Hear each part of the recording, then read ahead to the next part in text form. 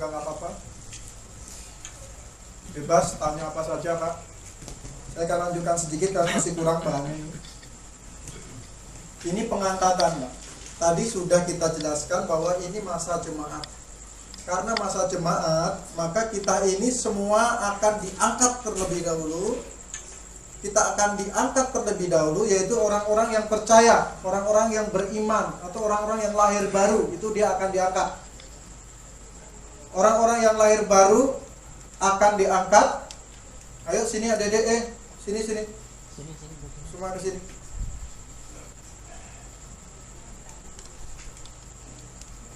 Nah, ini kita semua akan diangkat. Namanya pengangkatan. Tuhan tidak datang menjajakan bumi, tetapi Tuhan menjemput di angkasa. Ini kita bisa lihat, kita bisa baca di 1 Tesalonika pasal 4 ayat 15 sampai 17. Saya bacakan aja sedikit biar 1 Tesalonika pasal 4 ayat 15. Ini kami katakan kepadamu dengan firman Tuhan. Kita yang hidup, yang masih tinggal sampai kedatangan Tuhan sekali-kali tidak akan mendahului mereka yang telah meninggal. Sebab pada waktu tanda diberi, yaitu pada waktu penghulu malaikat berseru dan sangkakala Allah berbunyi, maka Tuhan sendiri akan turun dari surga, dan mereka yang mati dalam Kristus akan lebih dahulu bangkit. Sesudah itu kita yang hidup, yang masih tinggal akan diangkat bersama-sama dengan mereka dalam awan menyongsong Tuhan di angkasa. Demikianlah kita akan selama-lamanya bersama-sama dengan Dia. Coba perhatiin ini Pak ya. Jadi kita akan diangkat, Tuhan akan turun dari surga, begitu, dan kita akan menyongsong di angkasa katanya. Dan pada waktu inilah disebut masa pengangkatan. Nah, siapa yang diangkat? Yang diangkat adalah orang-orang pada masa jemaat lokal ini. Ya, pada masa jemaat lokal ini orang-orang akan diangkat, yang mati akan lebih dulu dibangkitkan dan akan bersama-sama yang masih hidup. Kalau Tuhan datang besok atau sebentar selesai seminar Tuhan datang, maka kita semua akan bergabung, naik diangkat dan akan bertemu Tuhan di angkasa. Kenapa kita tidak ikut yang ini Pak? Kita tidak ikut kesengsaraan di sini. Karena itu bukan buat kita kesengsaraan itu. Kesengsaraan itu buat Yakub katanya. Kesusahan Yakub tadi sudah kita baca. Karena ada hutang 1 kali 7 masa yang bahkan digenapi pada bangsa Yahudi. Gitu. Dan kita ini adalah masa yang tersembunyi sebenarnya. Masa yang tersembunyi ini harus dibereskan dulu oleh Tuhan dengan cara apa? Diangkat orang-orang percaya itu yang sudah penuh katanya jumlahnya. Nah, ini yang kita perlu perhatikan di sini. Ini pengangkatan. Kemudian di sini masuk masa kesusahan besar, yaitu 1 kali 7. Dan di masa ini bangsa Yahudi akan disiksa dengan begitu berat. Pada masa pengangkatan ini kita akan diangkat dan antikristus akan muncul. Gitu ya. Jadi kita tidak menyaksikan siapakah tokoh antikristus itu. Tetapi kita tahu dengan ciri-ciri saat ini siapakah si antikristus, tetapi kita tidak akan melihat si antikristus karena kita sudah diangkat. Nah, disinilah di masa pengangkatan inilah antikristus akan muncul, kemudian bait suci akan dibangun, dan antikristus akan memerintah 1 kali 7 masa di sini, dan akhirnya nanti Tuhan akan musnahkan di masa di zaman penampakan atau parousia, atau masuknya Tuhan datang jelek ke bumi, nginjak bumi ini. Dan di situ ada di 2 Tesalonika pasal 2 ayat 8. Coba saya baca lagi 2 Tesalonika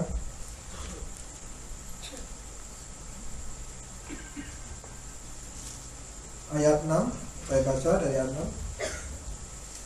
Dan sekarang kamu tahu apa yang menahan dia, sehingga ia baru akan menyatakan diri pada waktu yang telah ditentukan baginya.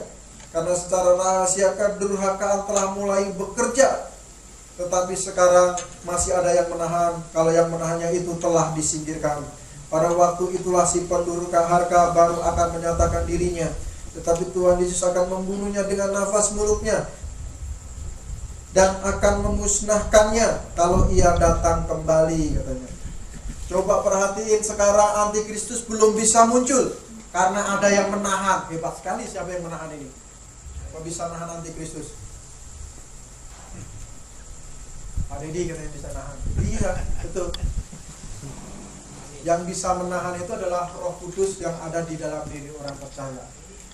Orang-orang percaya sekarang ini sedang menahan munculnya antikristus. Sebab apa? Sebab jumlah bangsa-bangsa lain belum penuh. Kita sedang penuh nih sekarang. Kalau semakin hari kita ajarin kebenaran, orang semakin sulit, itu berarti karungnya sudah mau penuh. Dan sekarang ini sudah mau penuh. Ayo Pak, kita belajar Alkitab. Itu bukan belajar kerampok loh kita. Belajar Alkitab loh.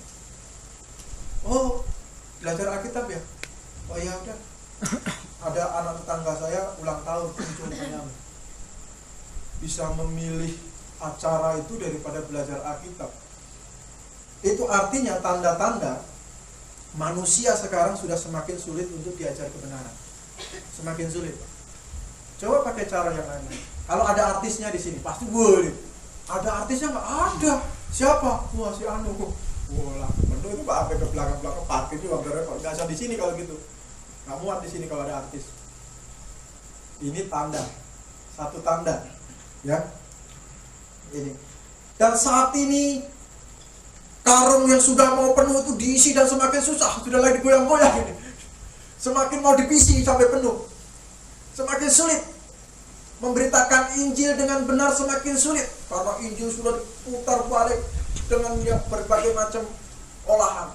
Dulu tidak ada itu yang namanya artis-artis lokal zaman para rasul bisa naik ke mimbar untuk menjelaskan firman Tuhan. Sekarang sudah ada artis banyak masuk di sini. Sudah makin terbolak-balik dunia ini.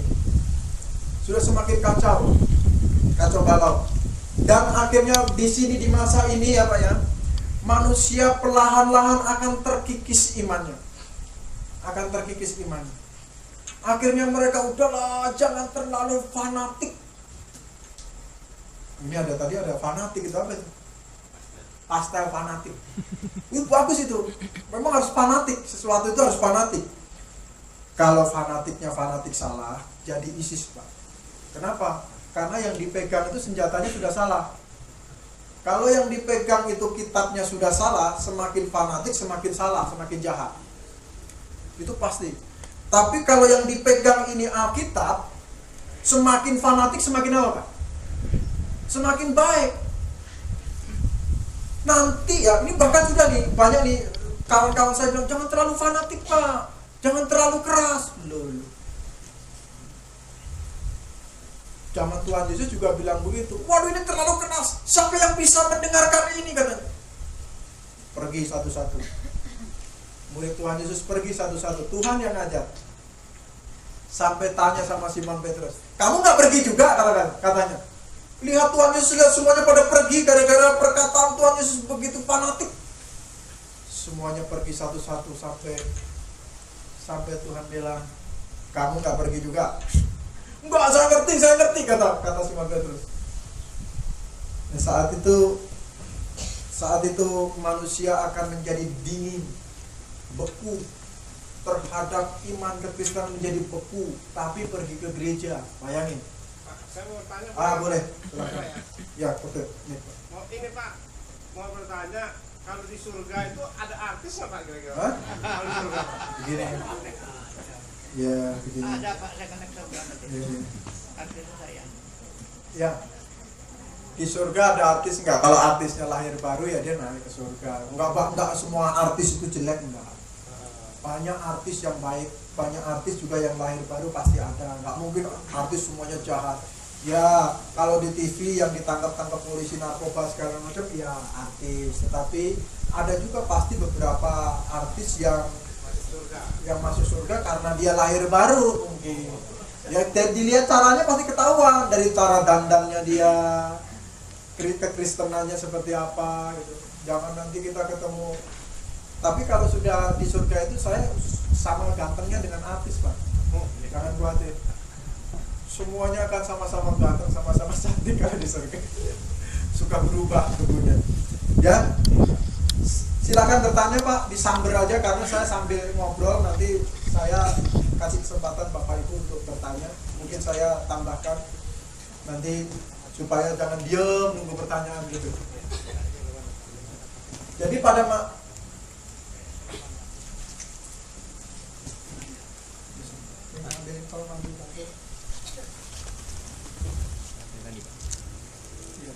kecil.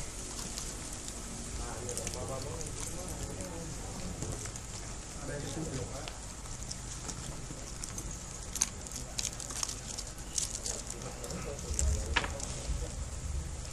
Ada yang mau bertanya Pak? Silakan. Belum, saya akan tambahkan sedikit. Itu dulu. Ya.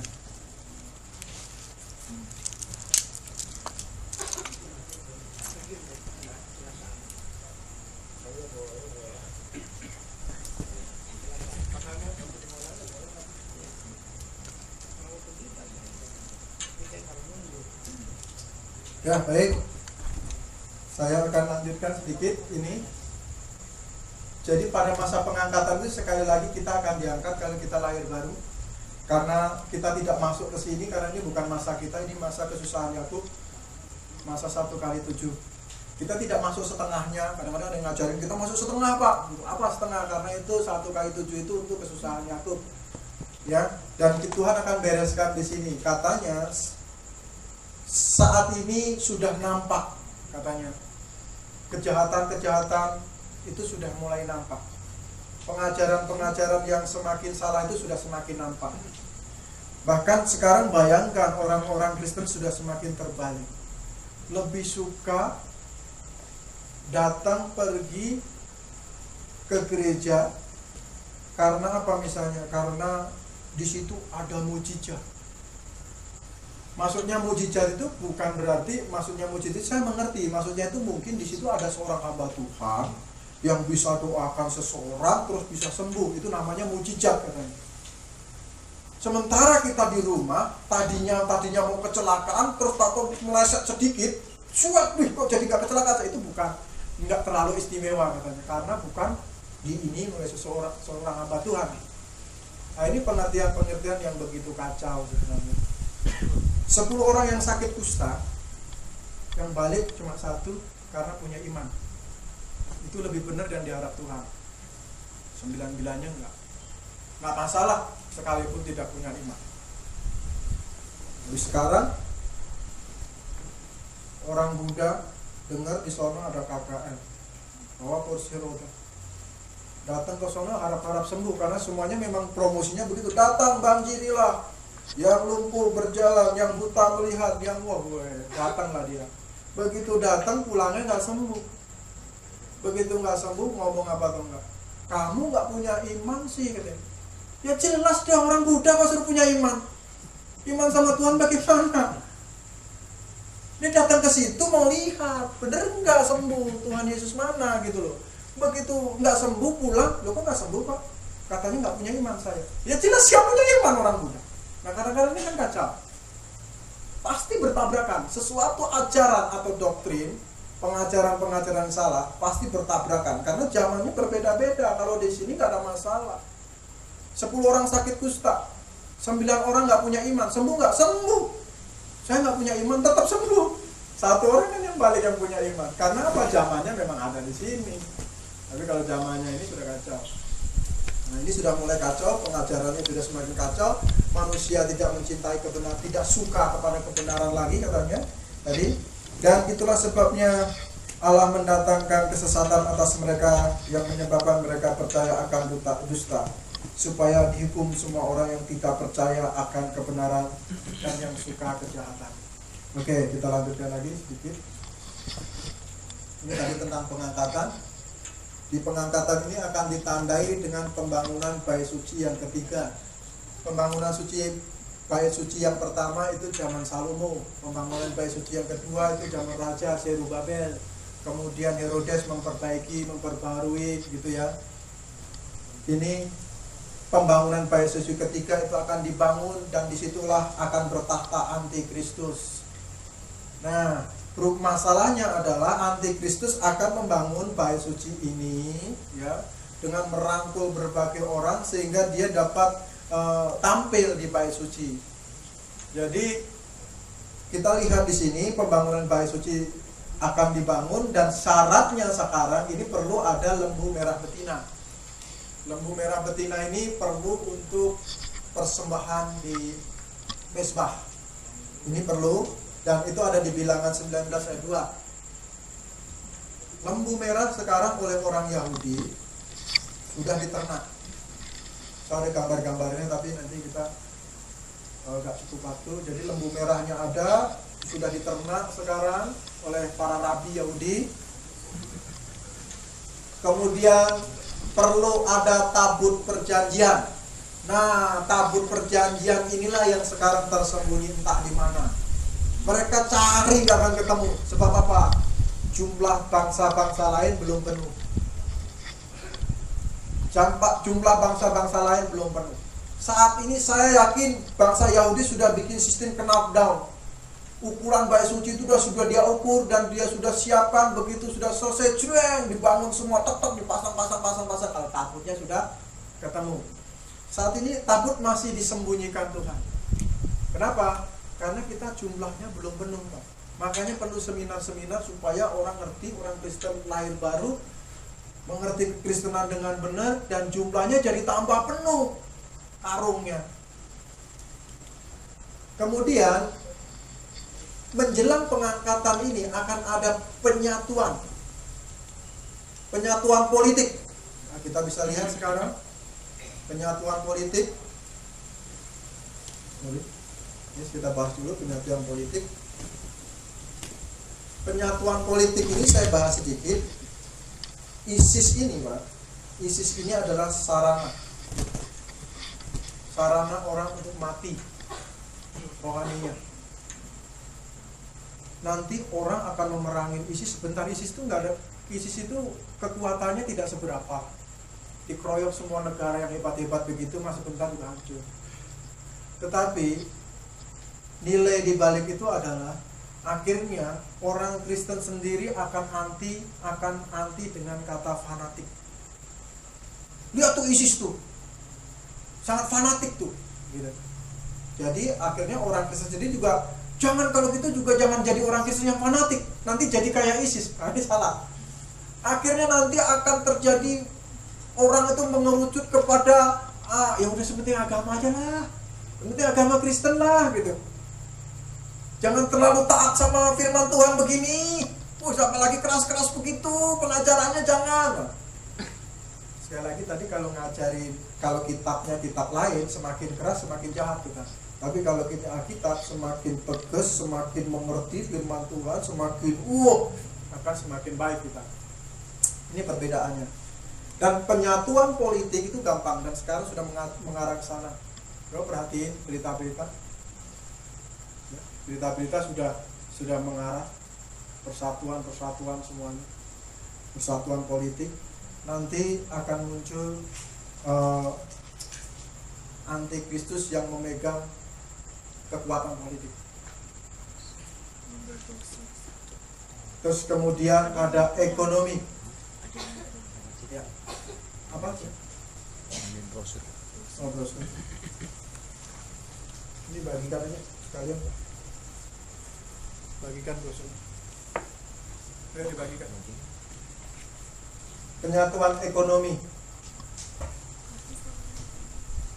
dan penyatuan agama. Saya persingkat aja, ini sebenarnya banyak yang dibahas, tapi akan kita persingkat sedikit di sini.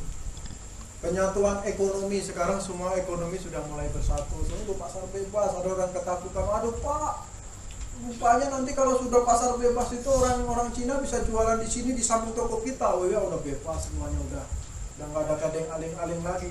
Dan ekonomi itu akan sekarang sudah ada masyarakat ekonomi Eropa, Asia sudah mulai bikin begitu, ASEAN juga bikin begitu, semua sudah mulai bikin satu semua bikin persatuan, dan nanti akan digabung ekonomi itu.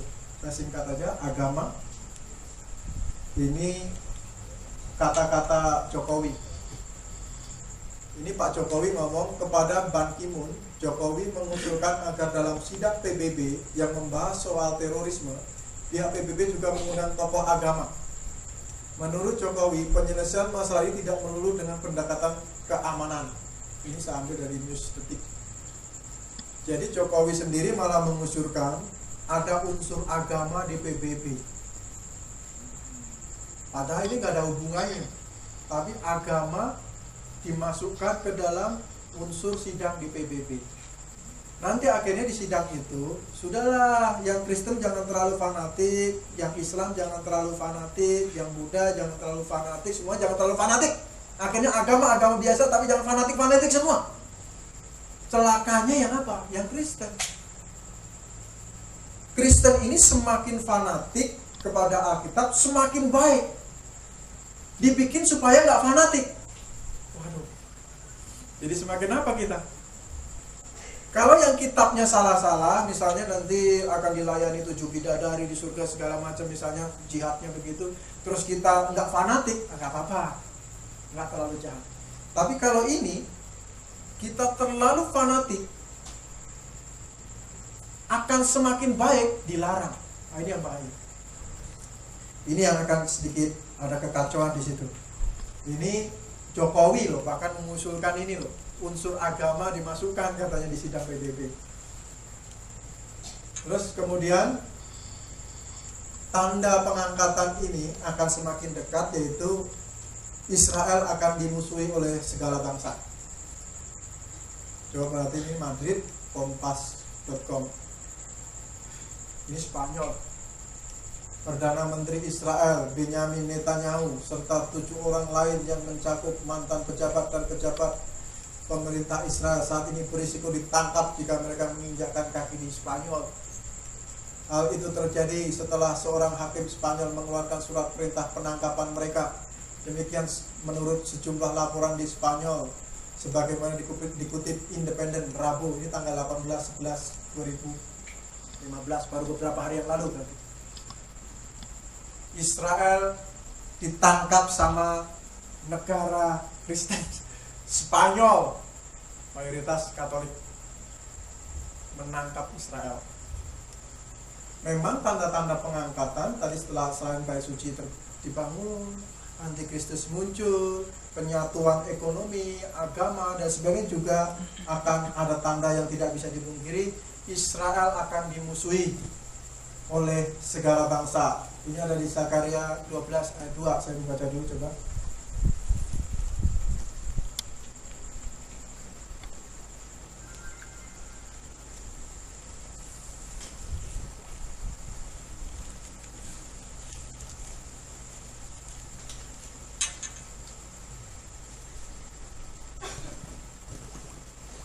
Sesungguhnya aku membuat Yerusalem menjadi pasu, yang menyebabkan segala bangsa di sekeliling menjadi pening.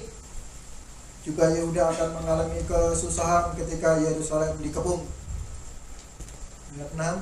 Pada waktu itu aku akan membuat kaum di Yehuda seperti anglo berapi di tengah-tengah timbunan kayu, dan seperti suluh berapi di tengah-tengah timbunan bulir gantung. Api keduanya akan menjilat ke kanan dan ke kiri segala bangsa di sekeliling. Tetapi Yerusalem selanjutnya akan tetap tinggal di tempatnya yang dahulu. Perhatikan ini, bangsa Israel menjelang kita akan diangkat harus dimusuhi oleh segala bangsa. Sekarang semua bangsa hampir kesel sama Israel. Hanya beberapa negara, itu pun agak-agak sedikit mulai ini aja, mulai mau konslet ini. Ini Amerika ini masih dukung Israel. Ya tapi kalau Obama yang memerintah ini sedikit agak konslet dikit mereka. Nah ini Spanyol sudah mulai, bahkan di Inggris sudah ada, cuma saya nggak tampilkan di sini. Di Inggris ini sudah ada petisi. Di Inggris sudah ada petisi yang isinya itu memusuhi Israel, melawan Israel. Itu rakyat Inggris bikin tanda tangan memusuhi Israel. Itu Inggris. Jadi fakta memang tidak bisa dipungkiri sekarang, ya, menjurus ke sana. Israel mau dimusuhi, agama mau disatukan. Pertama pakai sinode dulu, sinode terus pakai apalagi, sidang sinode, setelah sidang antar sinode, setelah sidang antar sinode lalu antar agama, berkumpullah antar agama, bikinlah oikumene antar aliran. Jadi kalau di kumpulan itu akhirnya aneh kejadiannya. Iman saya dipaksa untuk diam. Itu orang-orang oikumene biasanya begitu. Mengarah ke penyatuan. Jangan bicara doktrin Pak di sini. Lah ini pertemuan apa ini? Ini pertemuan sidang PBB atau pertemuan apa? Kok nggak boleh bicara ajaran misalnya? Bicaralah yang lain-lain Pak, jangan menyinggung misalnya. Dan lain sebagainya. Nah ini mulai mengarah. Mulai agama mulai disatukan, mulai setiap agama berkumpul begitu. Nah ini mengarah ke sana, dan ini juga membuktikan tanda-tanda itu sudah semakin dekat. Ada yang mau bertanya Pak? Ini saya mematikan, kita mau pakai papan tersebut.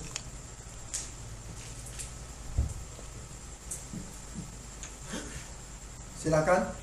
Tadi katanya di depan, Pak, nanti saya mau tanya. Nah, silakan, mau tanya sekarang.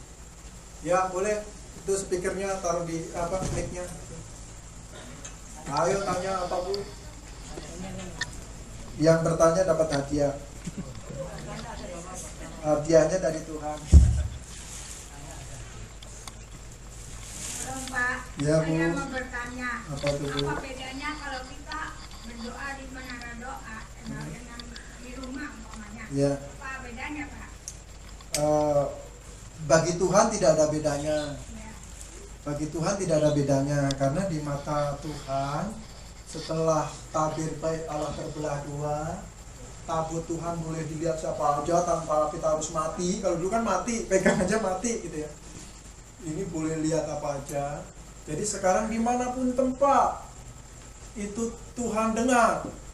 Jadi nggak harus di lantai 3, lantai 4, di menara gitu. Tuhan tidak begitu tuli dengan kita, karena yang sekarang tata cara yang kita alami sekarang ini adalah dalam roh dan kebenaran, bukan dalam bentuk simbol badan lagi. Kalau tempat paling tinggi Tuhan dengar, ya. Di gua-gua sunyi-sunyi gitu Tuhan dengar. Itu meditasi, bertapa namanya. Beda dengan berdoa.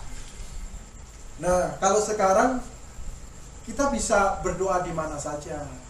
Di kamar, di mana, di ruang tamu, asal kita serius dan doanya sama maksudnya. Juga terus kemudian juga kita nggak perlu lagi ada tanah suci. Pak Firman, nanti saya setelah pergi akan saya kasih oleh-oleh apa? Kerikil.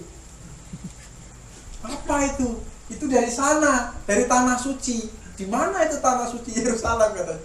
Dikasih tanah. Loh, ini dari sono loh Pak. Dari mana itu? Begitu dilihat, ya batu biasa. Di mata Tuhan juga sudah tidak ada lagi tanah suci.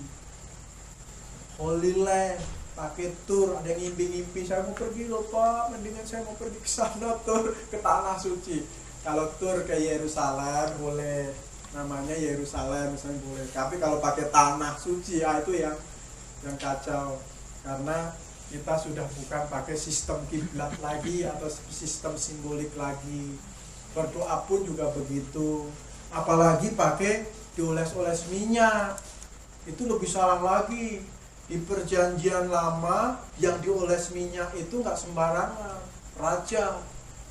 Sekarang bukan hanya raja, bukan hanya orang, apa saja, mobil olesi, memang dia raja. Enggak, aku doain oleh.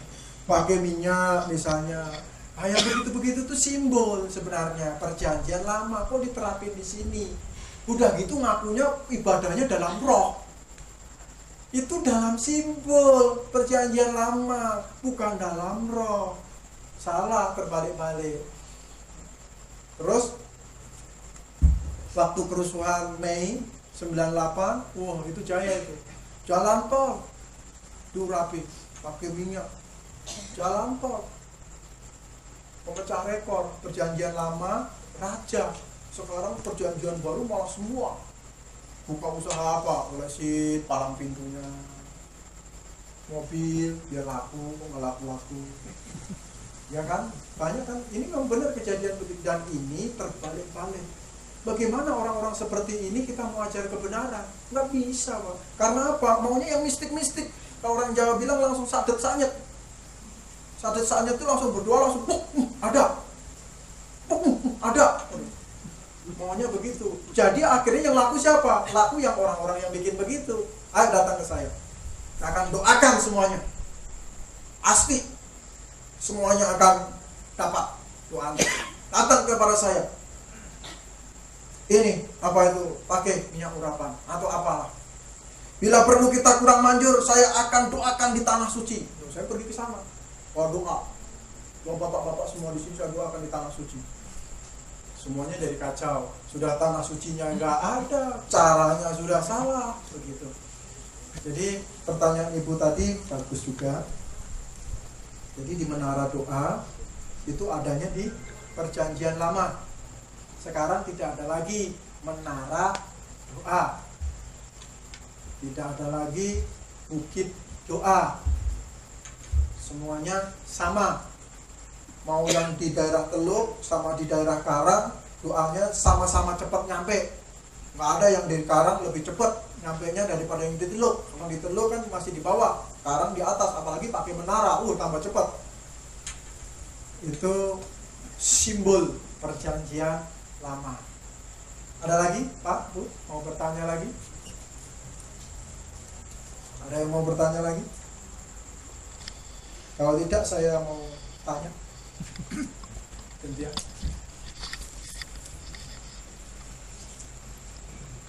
Ada yang mau bertanya lagi? Nah, ya siapa? Ya Pak Martinus. Salam, selamat malam Pak. Selamat malam Pak Martinus. Saya ini mau bertanya Pak, sifatnya ada sedikit pribadi Pak ya. Oh iya, pribadi. Apa Saya itu? sebenarnya aslinya Pak, keluarga saya dari Kristen Pak ya, Katolik Pak ya. Iya. Kemudian saya ada membina satu rumah tangga Pak ya.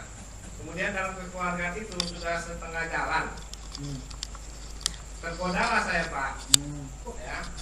Tergoda sama perempuan lain. Kemudian saya mengikutilah Agamanya, agamanya Pak. agama apa itu? Muslim Pak. Ya nggak apa-apa, sebutin aja, kita nggak ada masalah. Agamanya Muslim. Kemudian saya ikutin juga Pak, tapi nggak saya penuhi ya, setengah-setengah aja begitu Pak. Nah kemudian dalam setengah perjalanan lagi gagal lagi Pak, gagal lagi. Terus? Nah terus kemudian sekarang saya benar-benar mau mengikuti agama Kristen ini. Apakah kira-kira Pak Tuhan Yesus masih bisa membuka pintu taubat untuk saya? Oh iya. Itu aja Pak yang saya minta Pak. Kalau itu dari semua yang ada di sini, Makasih, Pak. yang paling dicari pertama oleh Tuhan Yesus itu Pak Martinus. Betul. Pak Martinus inilah yang paling dicari. Pertama sekali. Karena mengakui bahwa diri kita rusak, salah kan gitu ya. Lain cerita kalau dia sudah nggak merasa berdosa, itu yang paling dihindari oleh Tuhan. Dan Tuhan bilang apa? Aku datang kepada Someday my earthly house will fall. I cannot tell how soon to be, but this I know, my all in all has now a place in heaven for me, and I shall see